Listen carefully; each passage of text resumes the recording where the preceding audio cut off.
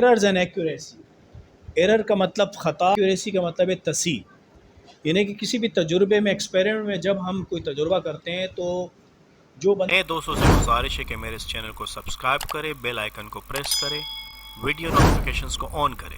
بندہ تجربہ کرنے والا ہے اس سے بھی غلطی ہو سکتی ہے، اور جو تجربہ کرنے والا یا ایکسپیریمنٹ کرنے والی مشین ہے اس میں بھی کوئی غلطی ہو سکتی ہے.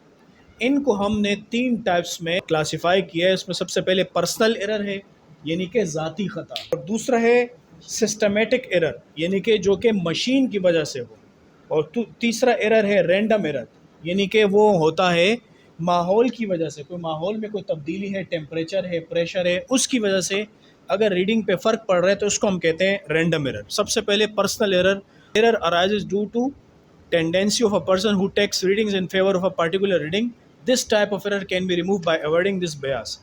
یعنی کوئی بھی ایسی ایرر جو بندہ ریڈنگ نوٹ کر رہا ہے اس کو غلطی ہو جائے. مثال کے طور پر 2.5 سینٹی میٹر ہے، وہ لکھ کے 25 سینٹی میٹر. ایکسپیریمنٹ کرنے والے ہیں، وہ 2-3 ایکسپیریمنٹ کرے تب غلطی کی گنجائش اس میں نہیں ہوگی. سسٹمیٹک ایرر کیا ہے؟ وہ ایرر یا وہ خطا جو کہ میجرنگ انسٹرومنٹ، جس مشین پہ آپ ایکسپیریمنٹ کر رہے ہیں اس مشین میں کوئی غلطی ہو، اسکرو گیج ہے یا ورنیئر کیلیپرز ہے جیسے، ٹھیک ہے، اس میں اگر وہ غلطی ہو تو اس کو ہم کہیں گے سسٹمیٹک ایرر. اگلا کیا ہے؟ Random error. رینڈم ایرر وہ ہے جو کہ ہمارے کنٹرول میں نہیں ہوتا، وہ ایکسٹرنل کنڈیشن کی وجہ سے ہو سکتا ہے، جیسے کہ ٹیمپریچر، درجہ حرارت، ٹھیک ہے، ہیومیڈیٹی، نمی، ٹھیک ہے، یا وولٹیج صحیح نہیں آ رہے. آپ کو 12 وولٹیج چاہیے، 12 وولٹ چاہیے، لیکن وہ آ رہے 13 وولٹ یا 11.5 وولٹ آ رہے ہیں. اس کا مطلب ہے آپ کو وہ رزلٹ صاف نہیں ملے گا.